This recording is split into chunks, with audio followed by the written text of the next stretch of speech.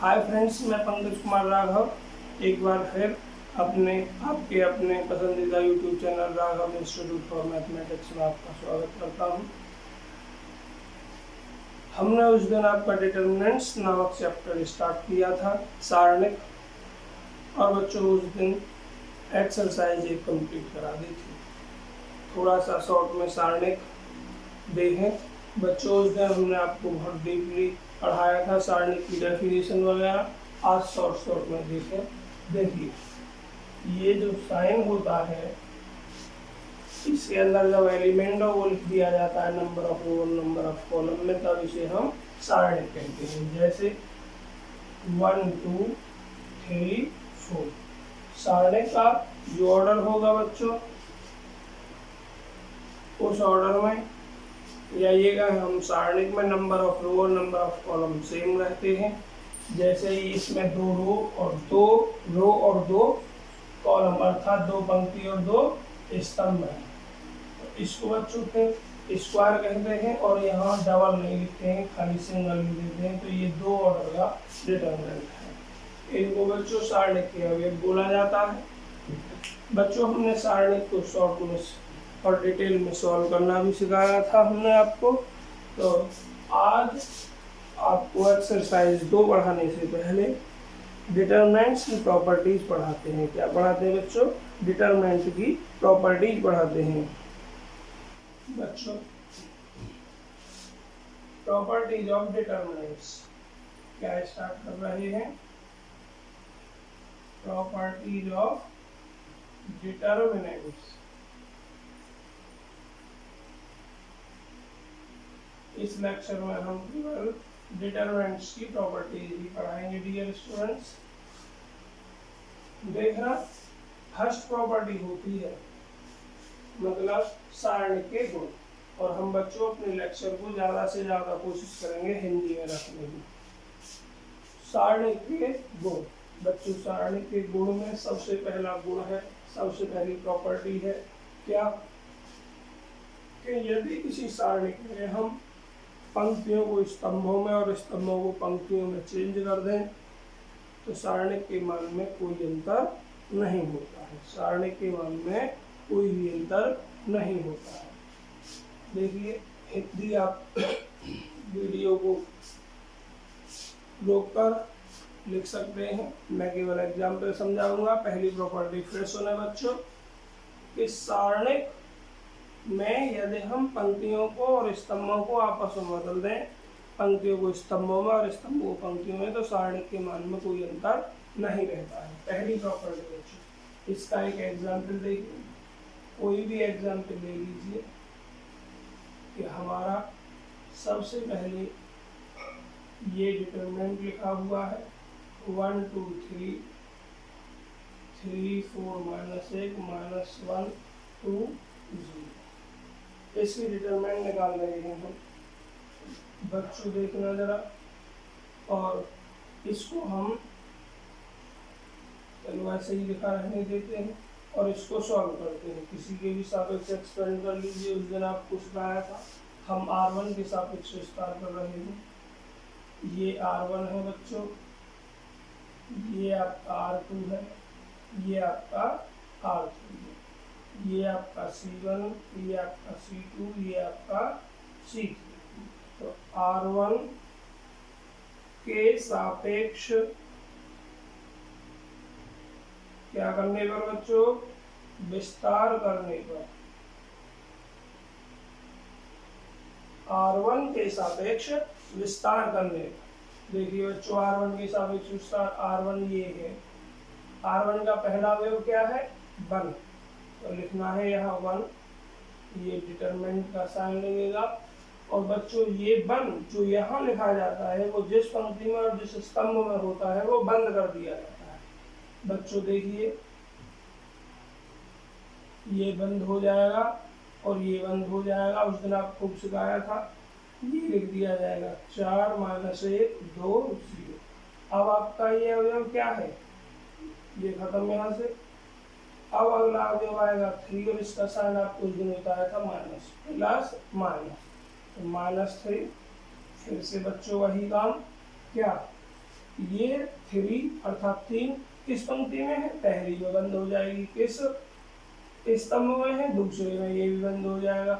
ये अवयव बचेंगे, इन्हें यहाँ लिख दिया जाएगा 2 3 2 0।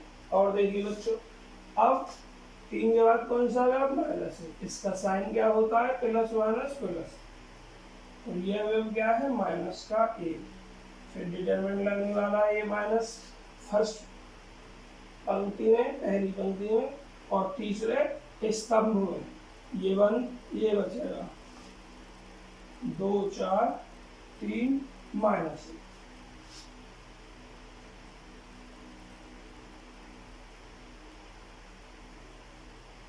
तो बच्चों एक गुणा करते हैं ऐसे, 4 की 0 0, माइनस साइन का, माइनस 1 की 2 में करेंगे माइनस 2, माइनस ये लगा हुआ है, माइनस माइनस प्लस 2, माइनस 3, इस 2 की 0 में गुणा करेंगे 0, माइनस से साइन, और 3 की 2 में करेंगे 3 दूनी 6, प्लस माइनस माइनस, 2 की माइनस 1 में करेंगे बच्चों माइनस 2, माइनस फॉर्मूले में 3 की 4 में गुणा करेंगे 3 चौक 12।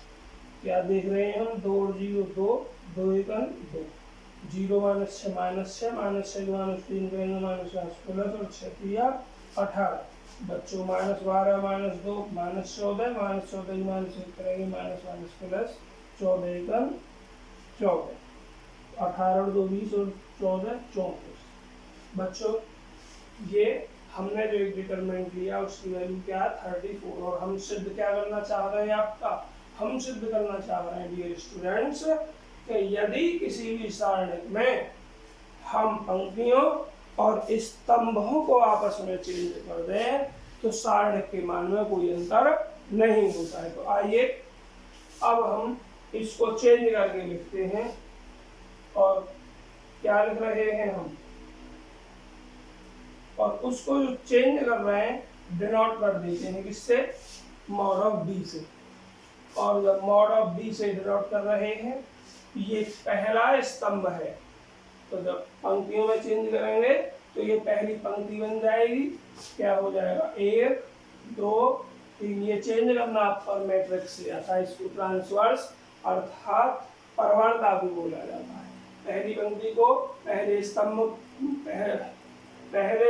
को पहली पंक्ति बना दिया, दूसरा स्तंभ क्या है 3 4 -1, दूसरे स्तंभ को दूसरी पंक्ति बना दिया, और तीसरा स्तंभ -1 2 0, तीसरे स्तंभ को तीसरी पंक्ति बना दिया। क्लियर, आपकी समझ में आ रहा होगा।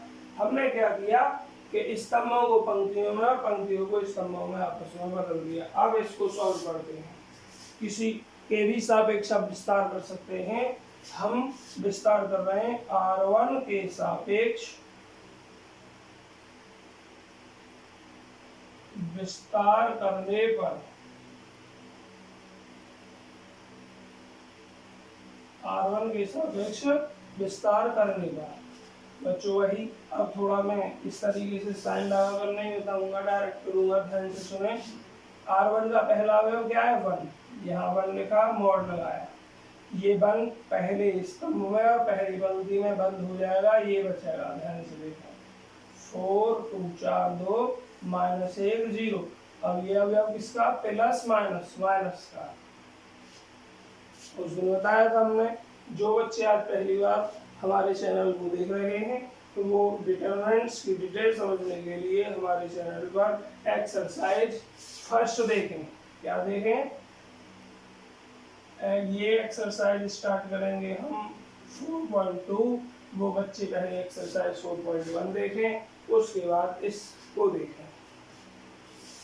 तो बच्चों क्या है यहाँ -2, अब ये 2 दूसरे स्तंभ में पहली पंक्ति में, तो ये बंद हो जाएगा, पहली पंक्ति और दूसरा स्तंभ ये बचेंगे, लिख देंगे आप यहाँ 3 -1 0। इसके बाद डियर स्टूडेंट्स अगला क्या है, इसमें 3, इसका साइन क्या होता है, देखिए यहाँ प्लस, यहाँ माइनस, यहाँ प्लस। आपको हमने उस दिन बताए थे, अगर कोई सोच रहा हो सर जी कहाँ से बता रहे हैं डिटेल भी बताई थी, plus minus plus minus plus minus plus minus plus. सारे के लिए साइन इस तरीके से होते हैं। ये क्यों होते हैं, ये प्लस ही यहाँ क्यों होता है, यहाँ माइनस ही क्यों होता है, इस सब के लिए अगर जानना है तो आप एक्सरसाइज 4.1 देखें। तो बच्चों अब यहाँ ये 3 लिखना है प्लस का, क्योंकि यहाँ प्लस साइन होता है, प्लस माइनस प्लस का 3। ये 3 पहली पंक्ति में है, ये बंद हो जाएगी, और तीसरे स्तंभ में है, ये भी बंद हो जाएगा। जो बचेगा वो ये 3 4 माइनस 1 2। बच्चों उसी तरीके से करना है सॉल्व। 4 की 0 में गुणा करेंगे 0, फिर माइनस साइन आएगा, फिर ऐसे गुणा करेंगे 2 की माइनस से करेंगे -2, माइनस ए पहले से लगा हुआ है प्लस 2 माइनस का 2, 3 की 0 में गुणा करेंगे 0, माइनस -1 की 1 -1 करेंगे माइनस प्लस 1 प्लस का 3 की 2 में करेंगे 3 दूनी 6 -4 मिलेगा, और -1 की 4 में करेंगे -4 माइनस प्लस का 4। तो डियर स्टूडेंट्स देखते हैं 2 0 2 2 1 2, 0 में से आप 1 घटाएंगे तो -1 बचेगा, -2 ये है, -1 की -2 गुणा करेंगे प्लस का 2, 6 4 10 10 3 30। आप देख रहे हैं 34 आ गया, ये भी 34 है और ये भी 34 है। तो क्या देखा आपने, एक सारणिक का मान, और सारणिक में जब हमने पंक्तियों को स्तंभों में और स्तंभों को पंक्तियों में बदल दिया है तो दोनों के मान सेम है। इम्प्लाइज कर रहा है mod of A is equal to mod of B. अर्थात अब आप स्वयं लिखेंगे कि यदि किसी सारणिक में हम स्तंभों को पंक्तियों में और पंक्तियों को स्तंभों में चेंज कर देते हैं तो सारणिक के मान में कोई अंतर नहीं आता है। चलिए बच्चों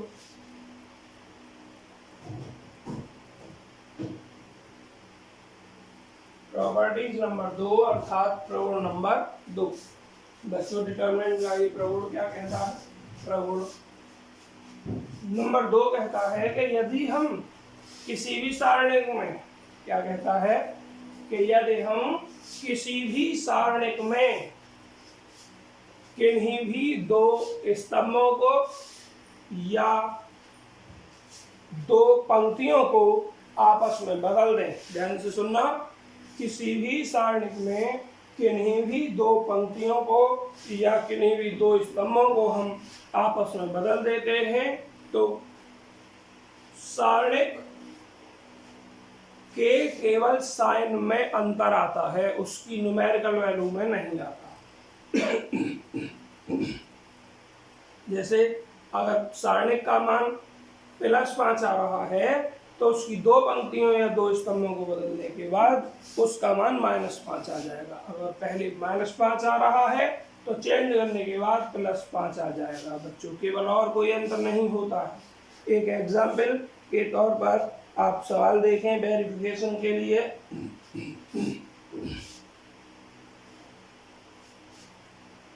क्वेश्चन है बच्चों, हमने डेल्टा से नोट किया इसको सवाल, और ये है 2 6 1 -3 0 5 और 5 4 -7 5 4 -7। बच्चों डिटरमिनेंट आप पर सॉल्व करनी आ चुकी होगी, फिर से थोड़ा आप जल्दी जल्दी ये देते हैं हम सॉल्व। R1 के सापेक्ष विस्तार करने पर, के सापेक्ष विस्तार करने पर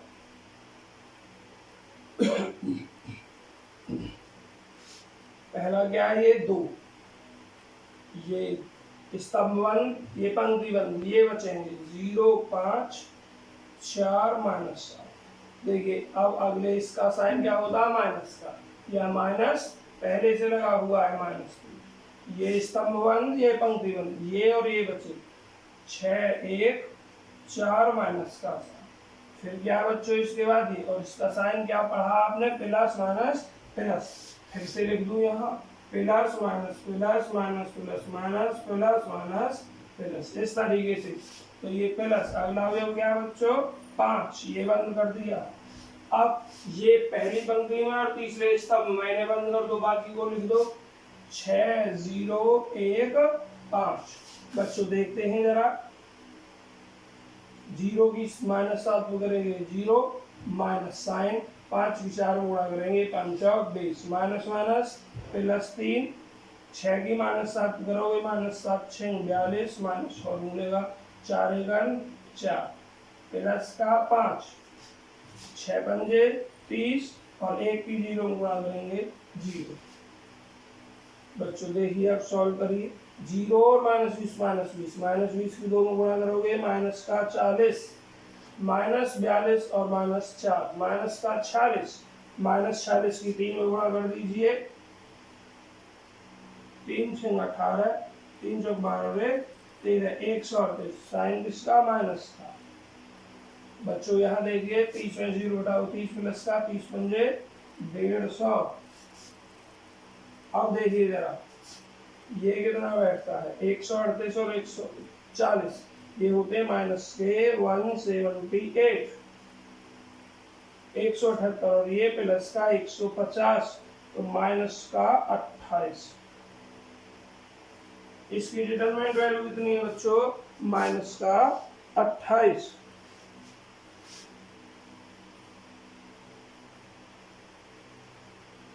अब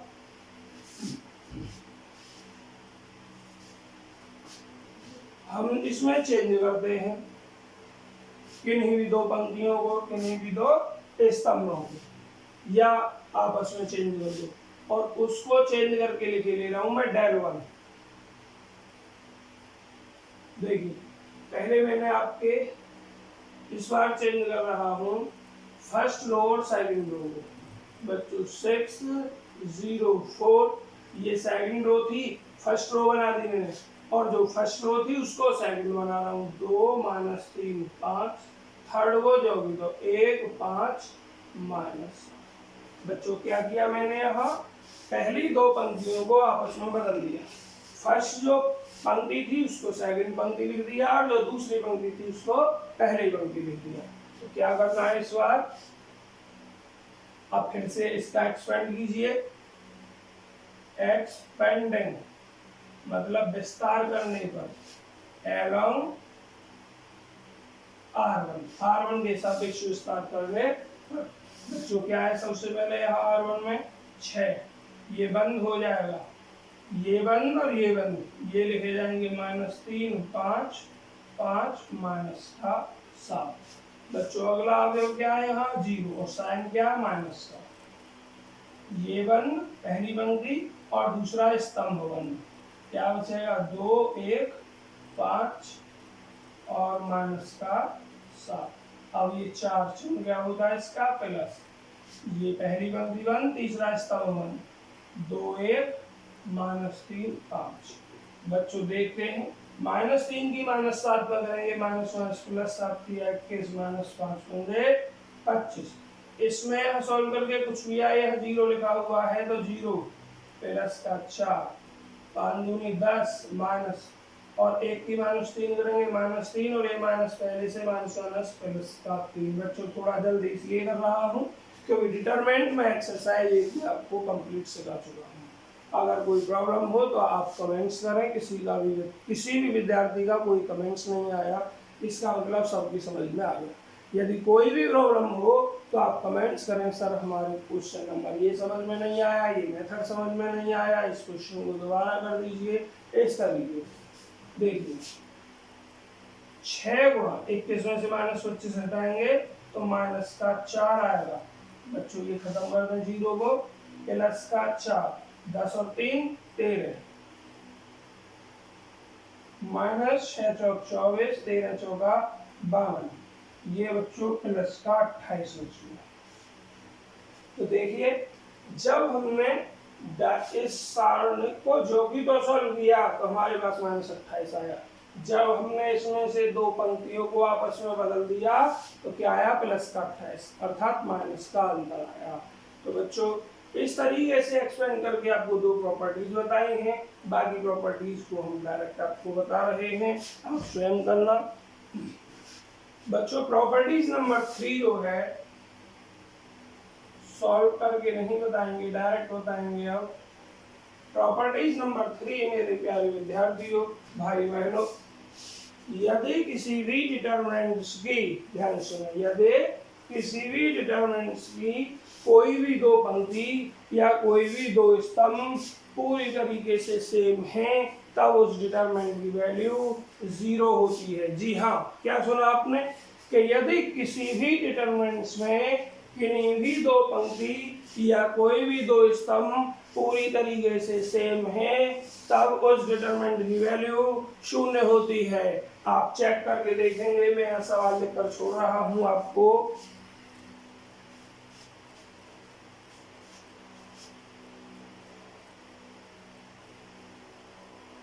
देखिए 3 2 3 3 2 3 और बच्चों 1 2 0। आप क्या देख रहे हैं, पहली पंक्ति में 3 2 3, दूसरी में भी 3 2 3, इसका मतलब R1 ये, R2 ये और R3 ये, और बच्चों R1 बराबर क्या है, R2। तो जब आप इसको सॉल्व करेंगे तो प्राप्त करेंगे डेल इज इक्वल टू क्या, 0। क्लियर हो गई। प्रॉपर्टी नंबर 3 में क्या है, यदि कोई भी दो स्तंभ और कोई भी दो कॉलम अगर एक से हैं तो उस सारणी की वैल्यू जो होगी वो 3 होगी। बच्चों प्रॉपर्टी नंबर 4 सॉल्व भी आप स्वयं करेंगे। बच्चों प्रॉपर्टी नंबर 4, बच्चों प्रॉपर्टी आपकी बुक के हिसाब से आगे पीछे हो सकती है।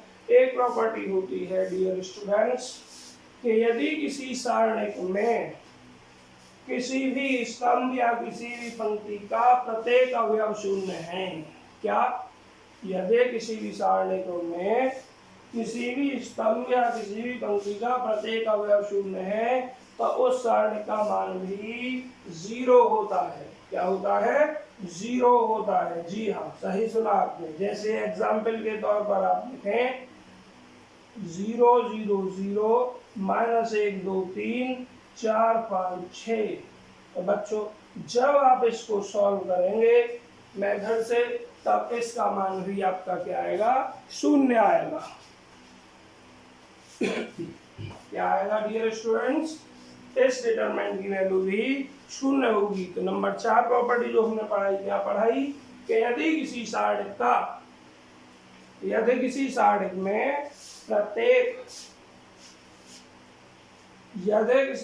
में किसी भी पंक्ति या किसी भी स्तंभ का प्रत्येक अवयव 0 है तो उस सारणिक का मान भी 0 होता है। ये प्रॉपर्टी नंबर हमने आपको 4 में बता दिया।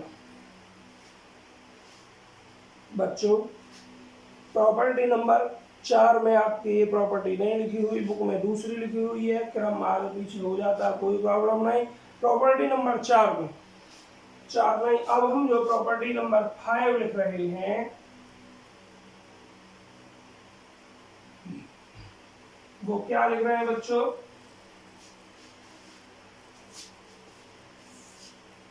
यहाँ तो एक एक क्वेश्चन है।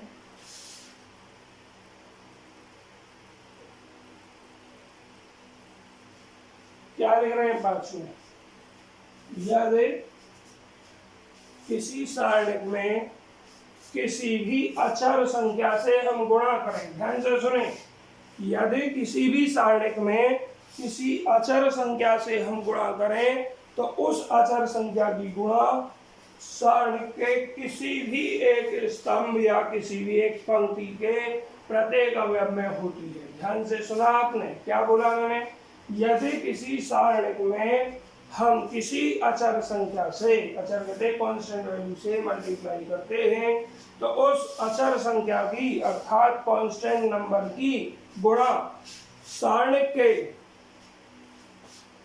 किसी भी एक पंक्ति या किसी भी एक स्तंभ के प्रत्येक अवयव में होती है। आइए कैसे देखिए,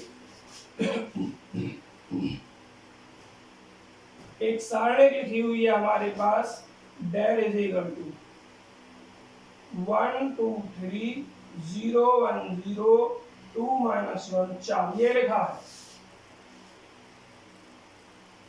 जनरल में भी लिख सकते हैं आप A1 A2 A3 B1 B2 B3 C1 C2 C3 जैसा आप चाहें।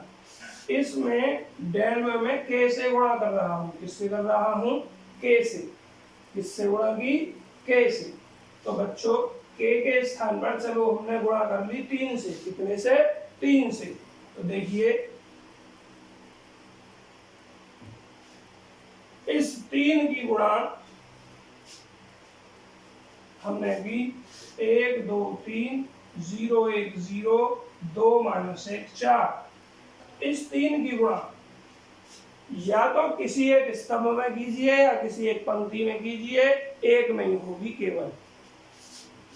तो हम कर रहे हैं पहली पंक्ति में 3 गुणा 1 3 गुणा 2 3 गुणा 3 0 1 0 2 -1 4 3 6 9 0 1 0 2 -1 4 और इसको आप सॉल्व कर लेंगे स्वयं। बच्चों आगू में क्या था? जबकि आगू में था कि यदि इस 3 की गुणा हम आगू में कर रहे हैं तो जितने भी इसमें अवयव दिखाई दे रहे हैं, जितने भी रो और स्तंभ हैं, पंक्ति और स्तंभ हैं, सभी में गुणा करनी थी, सभी अवयवों में। इसमें भी इसमें भी इसमें भी इसमें भी और इनमें भी गुणा करनी थी। बच्चों ये प्रॉपर्टी आपकी क्लियर समझ में आ गई? आपकी बुक में ये प्रॉपर्टी लिखी हुई है नंबर 5 पर। किस पर लिखी हुई है? नंबर 5 पर। नंबर 5 पर नहीं, नंबर 4 पर लिखी हुई है डियर स्टूडेंट्स। कितने नंबर पर? नंबर 4 पर लिखी हुई है। बच्चों इस प्रॉपर्टी को दूसरे तरीके से भी बोल सकते हैं या कुछ किताबों में अलग प्रॉपर्टी बनाकर दे रखी है। यदि किसी सारणिक का मान 10 है, क्या है? किसी सारणिक का मान 10 है, उस सारणिक में हम यदि K से गुणा कर देते हैं तो उस सारणिक के मान में भी K से गुणा हो जाती है। ध्यान सुने, ये प्रॉपर्टी इसी का एक रूप है। बहुत सी किताबों में अलग लिख दिया जाता है प्रॉपर्टी डालकर। ध्यान सुने, यदि किसी सारणिक का मान +5 है और उस सारणिक में आपने K से गुणा कर दी है तो उस सारणिक के मान में भी K से गुणा हो जाती है और उसका मान कितना हो जाएगा? 5K हो जाएगा। 6 से गुणा कर दिया जाए तो पहले मान क्या होता है? 5 6 पंजे 30 हो जाएगा। बच्चों अगली प्रॉपर्टी पर ध्यान देते हैं।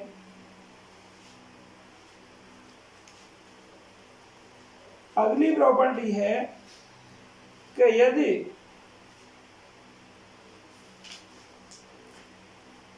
कोई भी सारणिक आपके पास है, इसको रफ करते हैं पहले बच्चों दोनों प्रॉपर्टीज को। 3 प्रॉपर्टी लिखी हुई है यहाँ, 3 4 5। प्रॉपर्टी नंबर 6 का नंबर आता है।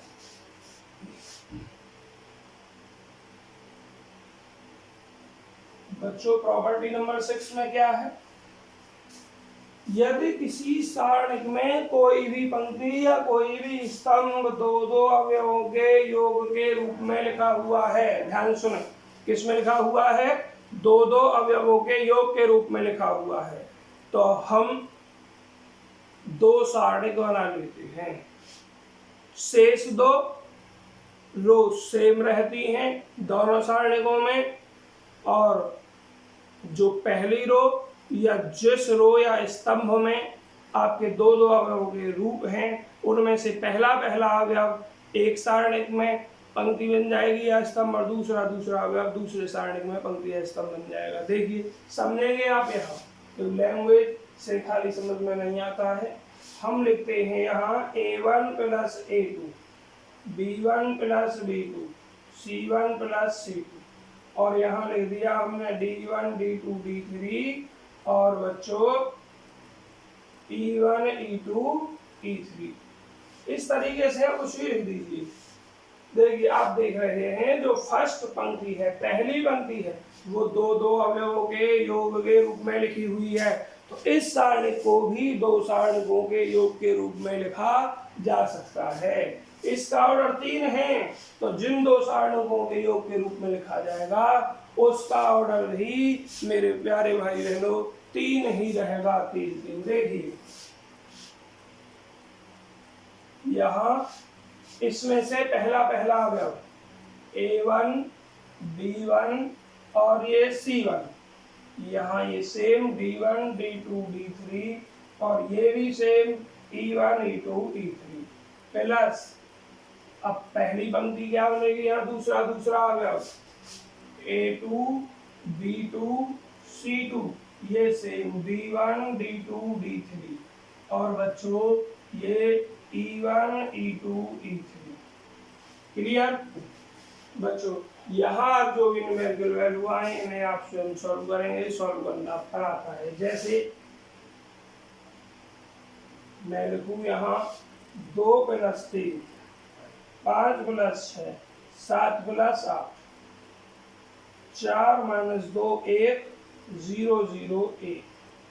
तो बच्चों इसको हम डायरेक्ट भी सॉल्व कर सकते हैं। 3 2 5 6 5 11 8 7 15 करके सॉल्व कर दो, लेकिन इसको ऐसे भी लिखा जाता है।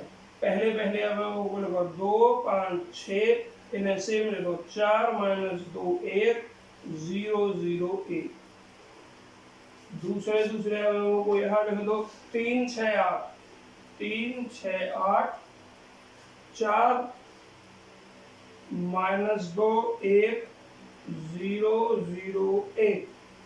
बच्चों इसको सॉल्व कर लें और इसको सॉल्व करें, जो आए उसका सम कर दें। LHS और RHS आपकी बराबर आएंगी। ये एक प्रॉपर्टी है। प्रॉपर्टी नंबर आपकी बुक में ये लिखी हुई है 5 में। हमारी प्रॉपर्टी हो गई 6, क्योंकि एक प्रॉपर्टी हमने आपको पहले ही बता दी थी। आगे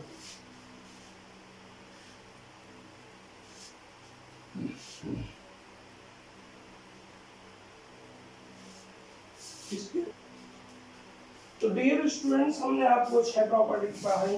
1 2 प्रॉपर्टी और लिखी जा सकती है, लेकिन कोई आवश्यकता नहीं है। ये 6 मेन प्रॉपर्टीज हैं। इन सभी प्रॉपर्टीज का यूज आपको एक्सरसाइज को सॉल्व करने में करना है। तो बच्चों, अगर हम इन प्रॉपर्टीज के बाद आपकी एक्सरसाइज स्टार्ट करते हैं तो लेक्चर लंबा हो जाएगा। इसलिए इस लेक्चर में सिर्फ आपकी प्रॉपर्टीज और नए लेक्चर में एक्सरसाइज 2 स्टार्ट हो जाएगी।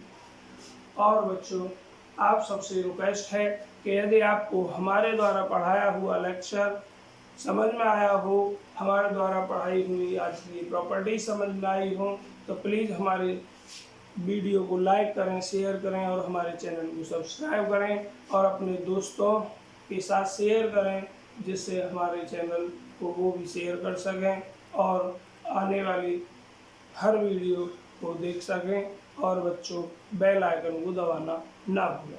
आप सबसे एक और रिक्वेस्ट है कि यदि आपको कोई शिकायत है, कोई प्रॉब्लम है किसी प्रकार की, कोई क्वेश्चन समझ में नहीं आया है, तो ज़रूर कमेंट्स करें। और यदि समझ में आया है, आप संतुष्ट हैं कि सर हम संतुष्ट हैं, हमें कोई प्रॉब्लम नहीं है, तो भी बताएं। और अगर कोई कमी है तो उसे बताएं, जिससे हम अपनी कमी को दूर करने की कोशिश कर सकें और आपको अच्छे से अच्छा समझाने की कोशिश कर सकें।